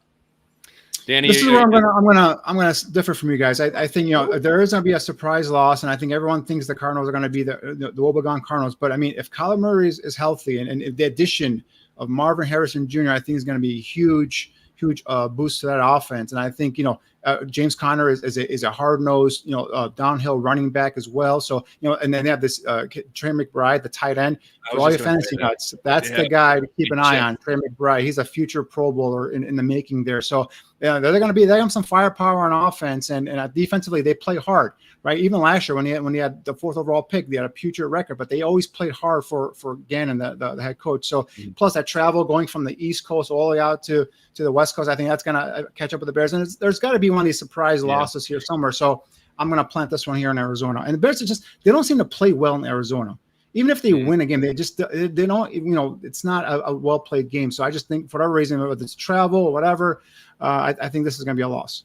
I was just going to bring up Trey McBride because I reached really hard in fantasy for him this year because I've watched him play and I just like how he plays, and sometimes he can find the gaps in his own defense in the middle, and he can live in the middle of the field. And we saw the Bears sometimes give up that soft middle of the field a lot last year on defense. Hopefully that's not the case this year. But you guys almost talked me into taking a loss on this one. But I'm gonna take a win. Alyssa, did you say win or loss? I forget. I said win, so stick with me. Okay, so I think you and Danny are now on the same trajectory here with wins and losses, because I think I have them at 6-2, and then you guys would have them at 5-3. I don't like where I'm going. Am I high on the Bears this year? I don't know. We haven't gotten to the second half of the schedule. You're right. Well, they haven't even played a division game yet. So let's go past Arizona and see where we are at on the schedule. They have two. They do have back-to-back road games at Washington, at Arizona. I don't love that. However, they find a soft landing spot week 10 where they play potentially the worst team in the league in the New England Patriots. They go out and they get Drake May as their heir apparent. He'll probably be starting by that point. I don't know what's going on with Jacoby Brissett and Joe Milton or whatever is going to happen there. I just think this team is depleted of talent. I just think that they're going to be a pretty bad team. I don't see this being a trap game. I see this, they're in between Arizona and before they go to the Packers. I hope it's not a trap game because they're looking forward to Green Bay at home the next week. I just think New England's going to be really bad, and this will be a good tune-up before they have their first divisional game. I have them with a win over New England. Danny, what do you think? Yeah, I agree. And if New England's not the worst team in terms of offensive talent, they're up there, in the class photo there. So they have no weapons on the outside. Offensive lines are leaky. You said they might go ahead and put in Drake May, but then hopefully not, because the kid's going to get beaten behind that offensive line. So, but I think this is a win here for Chicago. Alyssa. Yeah, I have this as an easy win. I mean, we were talking about how Ryan Poles is able to put Caleb Williams in a good situation. This is the antithesis, like what Drake May is in. So I think this is going to be a rough game for the Patriots. I think the Bears blow them out. So, like I said, I didn't look over the schedule as a whole before we did this, and I currently have the Bears at 7-2. Oh my Drinking the Kool-Aid. There we go. Yeah, and I'm just going game by game, and so I think I did this last year. I think I had the Bears like starting 6-1 and then ending at 9-8. So I had them backskidding on the back end of the schedule. So, in fairness, you just painted your basement and the fumes from the peanuts. And there's no windows down here, so there's a lot of fumes still going on in here. And the Bears haven't lost yet, so you're optimistic. You're right. They haven't lost yet. So let's move on to where the schedule actually gets pretty tough for the Bears, and that's on the back end of the schedule when they actually start playing some divisional games. They're home against the Packers. Listen, we said last year that if it was going to happen where they're going to change, they're going to flip the page and have a new chapter in this rivalry where they have been getting absolutely shellacked for the last 30 years in this rivalry. It was going to have to happen last year. It didn't happen, but they have a mulligan as far as starting over now with Caleb Williams as a starting quarterback. Could this be the start of the Jordan Love, Caleb Williams rivalry that kind of tilts or at least evens up this rivalry? Huge game. First time Caleb Williams plays against Green Bay. They're at home. Listen, and I'm with King Bookie World here, who just put it out there. It's hard for me to pick them after seeing last year. I picked them to win. I at least picked them to split with them last year. It's hard for me to pick it until I see it. I want it to happen more than anything in the world. I'm so tired of the Green Bay Packers kicking the Bears' ass. But it's hard for me to do it until I see it. I hope I'm wrong. I always say I'd rather them get it right than me be right. I will be wrong until the cows come home if it means the Bears win something. That's why I'm not the GM. That's why I'm not the coach. That's why I'm not a player. That's I'd rather be wrong and them play well than be like, oh, I told you they're bad and I'm right. So good. So that means I get a like on Twitter. Big deal. I want them to win. So, but if I was going to pick them to win, it would have been this game, but I'm not. I'm gonna pick a loss here. Danny, we'll go to you. Yeah, me too. I think I got a loss here as well, but I'm not on the Jordan Love. He's the next great superstar quarterback. I mean, he had a great second half of the season, great playoff games, but he's still got a lot to prove to me. So I it's not the offense that really scares me. It's their defense. Have you guys been watching the preseason game and Jeff Hatley in terms of the new defensive coordinator, former Boston College head coach? This is an aggressive attacking defense, and they're getting sacks by the bunches. And I just think that this team that if you have a good defense, company with solid offense, which I think they'll still have because all that talent they have on second and third year players on the skill positions there. I think offensively they're gonna be pretty tough. And I just think again, I forgot who said it in the chat, until they beat them, until I see it, it's gonna be hard for me to pick them to beat Green Bay. So I got a loss here. Alyssa, how about you? A beacon of hope? Okay, so I've gone back and forth about this because I have them beating the Packers once this year, and it's shocking for me, I know, because I've always said I'm not going to pick them to beat the Packers until they actually beat them. And I know maybe it's just because it's early on in the season. I don't know. Do it. I'm like the home game. I'm like, but then they play better at the end of the year. So I'm like, but that's in Lambeau. You know what? I'm going for a win at home. Caleb's first game against the Packers. There you go. Fumes are coming over into Alyssa. And that's fine. I wanted someone to do it. So I think at this point I have the Bears at 7-3. I think Alyssa might have them at 7-3. And then Danny would have them at 6-4 moving forward. Yeah. So I was right. I'm glad Aldo's keeping up with the tally marks here. I'm trying to do tally marks. I keep getting confused. Yeah. So let's move past that first game with Green Bay, where they do have it at home, but let's go back to the schedule and see where they're at. Then they stay at home. They have 3 straight home games. They play the Patriots, the Packers, and then the Vikings at home.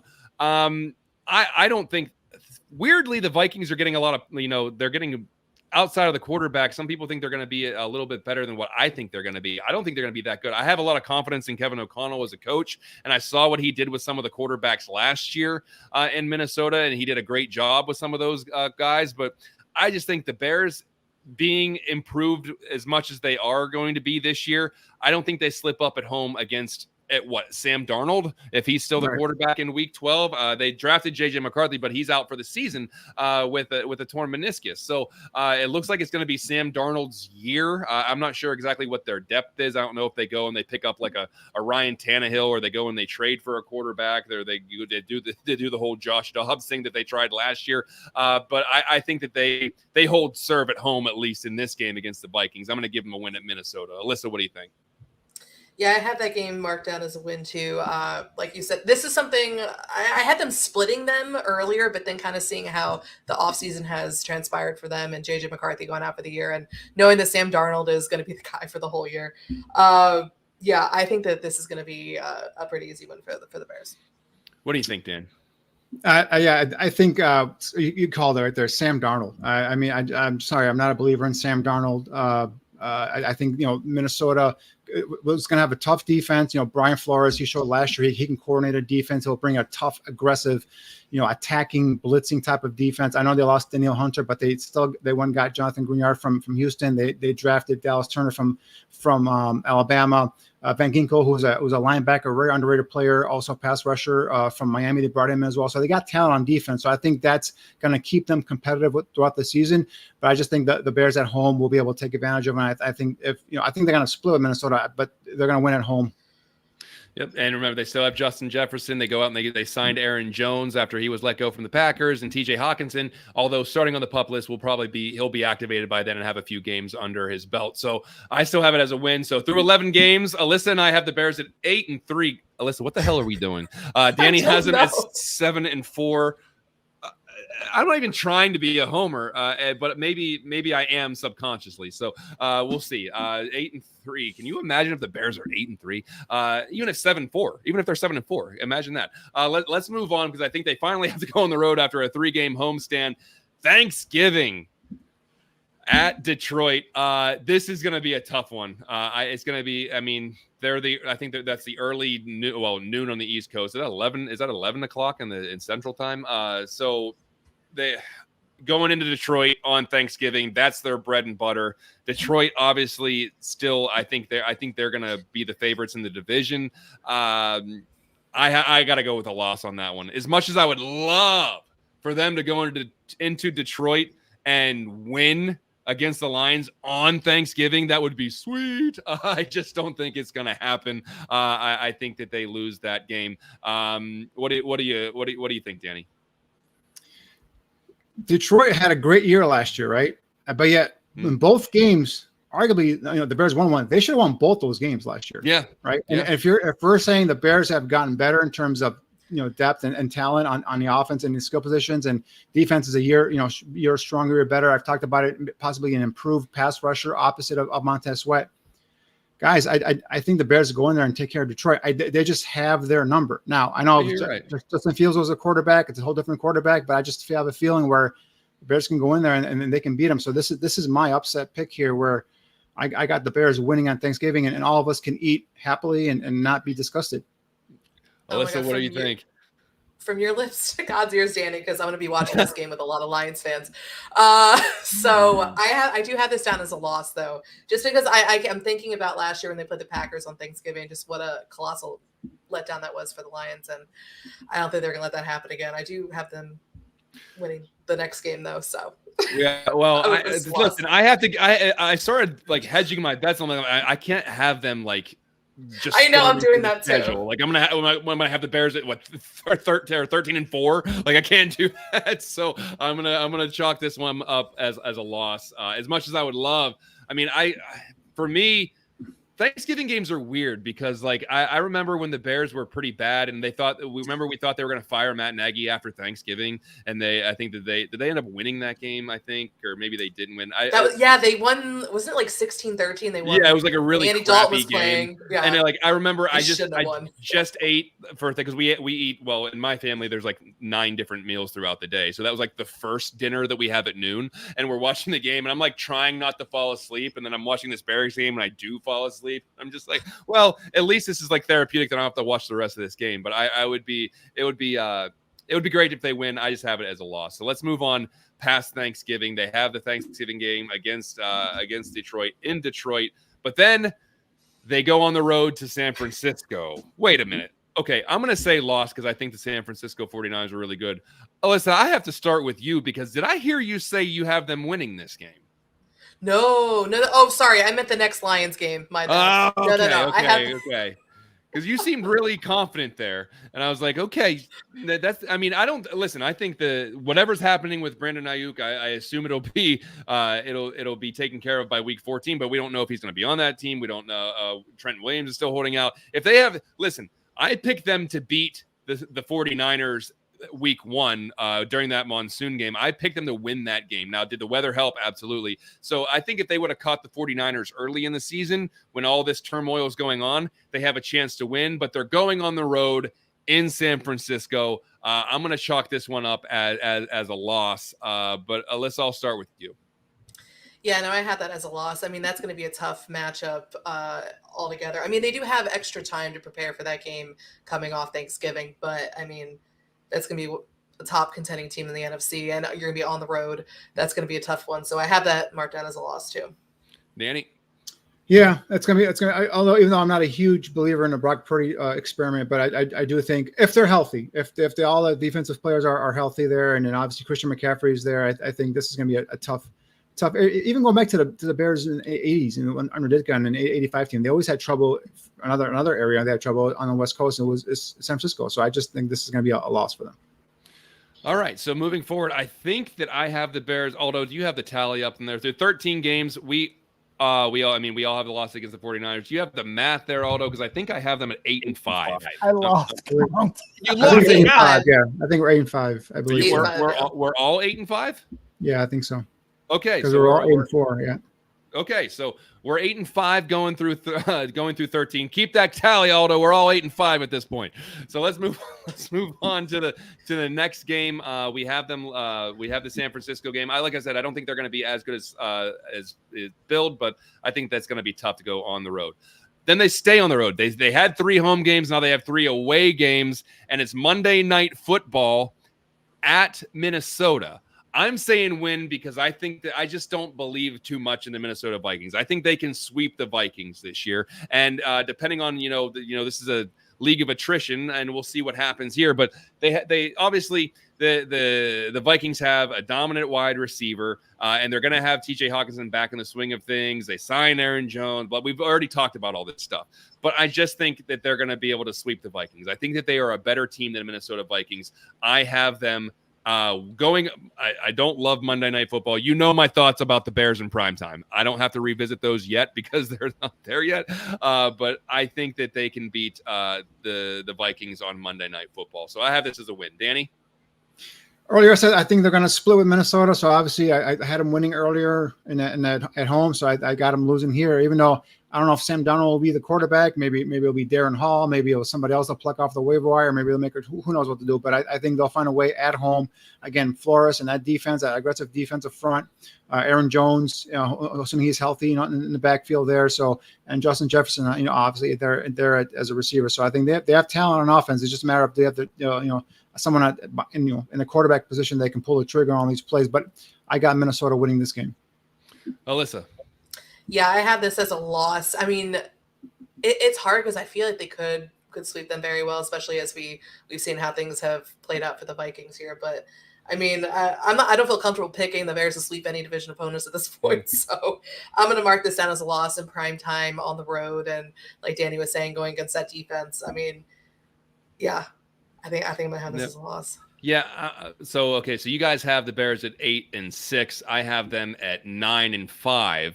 But I just think that if the Bears, they're not going to be the stellar dwellers of the division this year. They're not going to be worse than the Vikings in the standings. And I just think that to do that, they're going to have to sweep the Vikings. And I think I think they will. I think they can get 2 wins against there. Now we'll see what happens against the other division opponents as they're coming up right now. So as you see through 13 and 14 games, I have them at 9-5. Danny and Alyssa at 8-6. Let's move on to the next game because I think they finally get to come home here. And this is the home game against Detroit. Look, we talked about it before. You talked about Thanksgiving and how they can potentially win. I think they win the game at home because I think they do have the Lions number. They played them really tight last year, and I think this is, cold Chicago weather in December with the dome team going outside. We know that Jared Goff don't like it outside. We know he doesn't like being cold. So we'll see what happens here. But I think that they beat the Lions at home in the cold. Let's hope for some snow or something in that game. I think that they win that game. Danny, what do you think? I was on that win path. I thought the same thing. Jared Goff in the cold. It seemed like the Bears have the number, but I just feel like they're going to be out to revenge that Thanksgiving Day loss, according to me. And I think that Detroit comes in here with a mission to go ahead and kind of temper down the young upstart Bears. And I think they come out of here with a victory. Detroit wins. Okay, Alyssa. Yeah, like I said earlier, I have this one being a win. They always play the Lions close, but they always seem to play better in Chicago. And the only regret I have is this is not a primetime game. Because then, I'm dreaming of that Rams game in 2018, just like Jared Goff just was miserable. But, I mean, here's to hoping it's a freezing cold day. I'm fine with it being a friggin' noon game on a Sunday or whatever it is. Like, I don't even care if it's a 4 o'clock. Like, keep it off primetime. I hate watching. One time I wanted a primetime game. No, I don't want it. Okay, so holy crap. I have them at 10-5, and Alyssa and Danny are at 9-6. I believe I was 8-6, Aldo. Because I had him for a loss here. Well, it would be 8-7 then. We're through 15. I lost. I was in the count. So I'll go with Aldo. That's fine. I'll go with keep it 9-6. So let's go. Yeah, let's go because I think that's right. Yeah, I think that's correct. So let's move forward to the next game. I believe they are home at Seattle. Let's go ahead and bring up the schedule here. Yeah, they are home prime time, or no? Is that just a prime? They're on. Oh, is it a Thursday night game? Prime. Yeah, Amazon Prime. Yeah. The day after Christmas, they're home against the Seahawks, who are an interesting team. They have a new head coach. Geno Smith is the quarterback. They got DK Metcalf. What's this second year jump for Jackson Smith and Jigba? Still got Tyler Lockett, Kenneth Walker, and Zach Charbonnet as your running backs. We'll see. I believe they bring in the Ravens defensive coordinator in to be the head coach there. Mike McDonald. Yeah, so we'll see what they do on defense. I think this is going to be a tough game, but I love that it's Thursday at home against a West Coast team. So I think that gives the Bears a pretty big advantage. I'm going to give them a win here against the Seahawks on that Thursday night game at home. Alyssa, what do you think? Yeah, I have this marked down as a win. Like you said, I think it's going to be really close, and this is one of those games where I think playing at home is definitely going to help the Bears out here. But Shane Waldron revenge game, so incoming. Let's go. Yeah, and to Buka's point here, I remember Jackson Smith and Jigba was doing an interview, and they asked him about Shane Waldron, and I think he just said, "Good luck." Is it something of that or something of that nature? Good luck with that or something. Danny, what do you think about this game? Yeah, I got him here winning this one as well. Although, Seattle's a very, very interesting team. With as I mentioned, Mike McDonald as the defensive corner for the Ravens now coming over, taking over.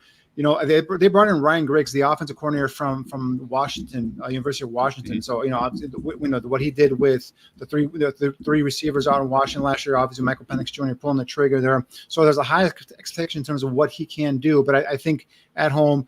On my birthday, by the way, I think the Bears pull out a victory. That'll be a great birthday present. So moving into the final game of the season, I believe. Holy smokes, I have the Bears at 11-5, and you guys have double-digit wins too for the Bears. What are we doing? Okay, the last game of the year. They are on the road at Green Bay. I hate this. I hate it so much because I'm going to be so emotionally invested in this game, and Maybe there's a playoff berth on the line here. Like I said before, I'm staying to it. Where if I'm not going to pick them at home to win against Green Bay, I'm not going to pick them on the road at Lambeau when both of these teams could be competing for a playoff spot, or Green Bay could be competing for the division. So I hate it. As much as I'm going to be emotionally invested in it, and I'm going to be devastated if they lost, because I take every Green Bay loss so freaking hard, and it seems like that's all I do is take really bad Green Bay losses. But I got to say loss. I'm going to say that they lose that game at Lambeau. As the homer in me would want to say, oh, this is where it all changes. And they go out and they set the tone and they win in Lambeau. And that catapults the next chapter of Bears football. I'd love for that narrative to be true. And I hope I'm wrong. I'm just going to go with my head in this one and say they're going to lose. And so I'll give them a loss here. Alyssa. Yeah, I have this as a loss as well. Definitely not picking them to sweep the Packers. I'm hoping this doesn't have playoff implications. I don't know. I want to pick them in that last game because I feel like they play better at home, but then I'm like, if they're going to beat the Packers, it would be at home, not on the road at the end of the year. I don't know. I'm getting flashbacks to the end of last year as well, so I have this down as a loss. Danny, what do you think? Loss. Is this enough said? Loss.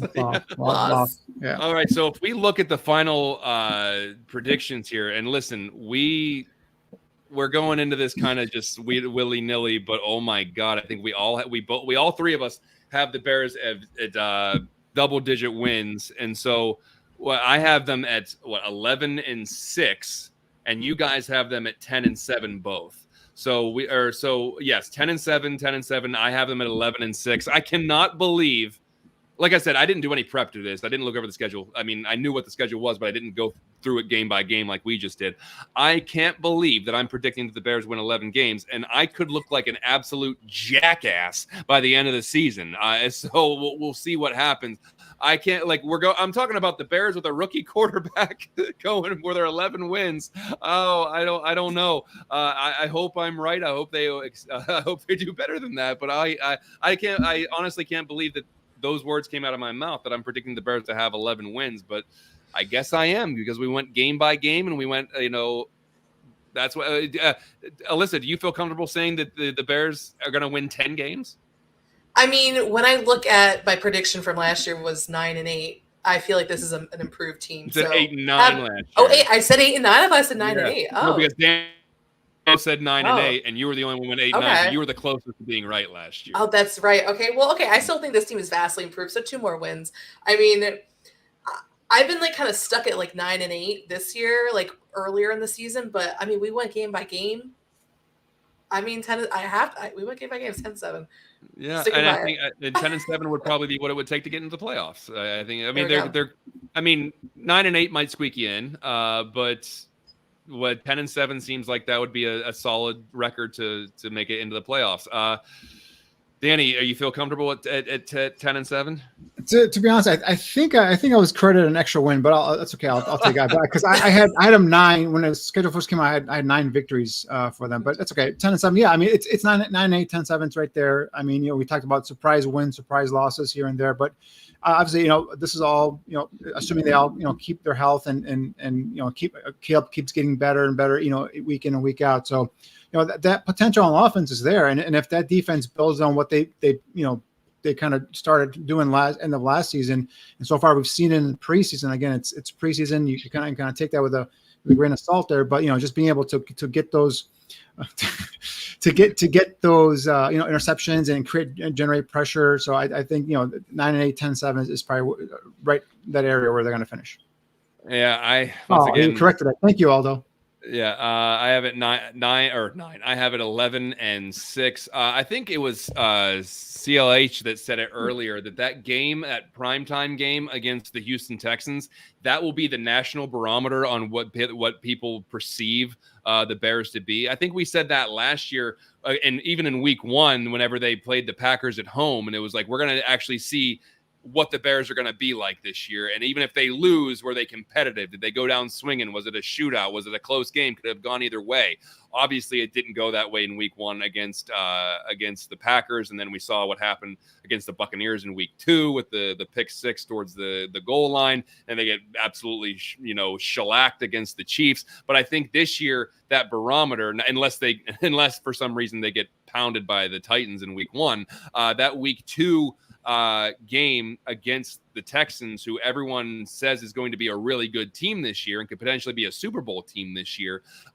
This is where they're going to, that's how they're going to grade the Bears, whether win or loss. If they're competitive, then they know, okay, the Bears might be legit because they went toe to toe with the Texans. So I think that's going to be a really interesting game to see. Cause I mean, we all picked that as a loss, but if they're super competitive and it comes down to the last possession or it's a field goal game or whatever it is, I think that will go a long way in saying the Bears are on the right track because they're competing with the best teams in the league. Last year, they were not.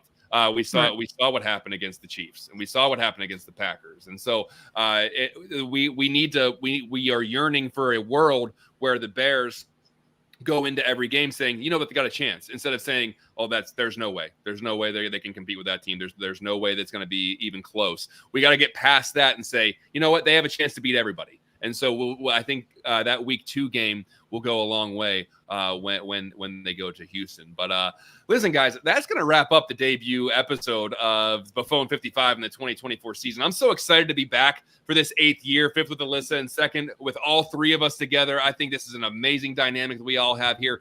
Before we go, the Bar Room will no longer do a Bear football show. That was our weekly post-game show that Danny and I co-hosted for 3 seasons. That will allow some more time for Aldo to produce his weekly video essays for this show, which we will now move to Tuesday night. Now, listen up. This is a programming note for all of you Buffone 55 super fans, which there might be a couple of you.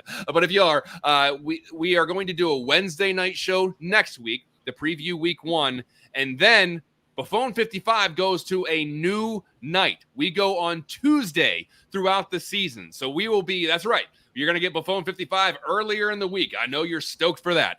So we will be live every Tuesday after next week. We'll be live every Tuesday at 8 p.m. Central, 9 Eastern. And before the clock strikes midnight, Buffone 55 will pop up wherever you get your audio podcast. So I hope you've subscribed on Apple, Spotify.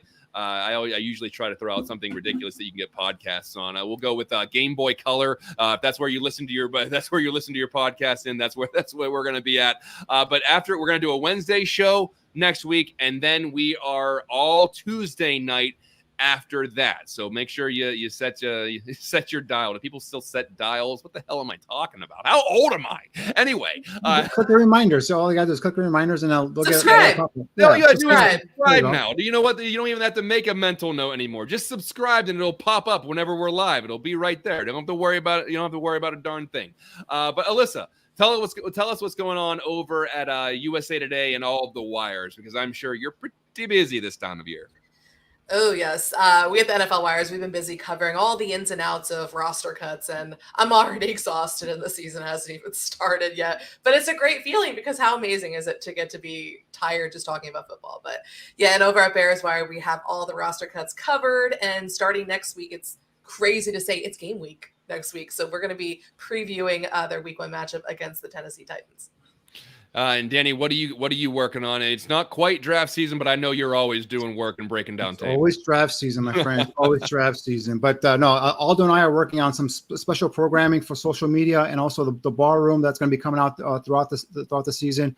And as always, college football starts in earnest this weekend, and it's always draft season for me. I already started making my list in terms of positional rankings and seniors that are, and even juniors that are high on potential NFL prospects for next season's draft. And as always, I always welcome our listeners and our barroom fans to, if there's a player or a prospect out there that you think has a chance to be a contender for the first, second, third round of next year's draft, hit me up either at my social media or even at the barroom social media, and I'll go ahead and look at them and even provide a brief little scouting report for all you guys. So I love it when the fans get interactive.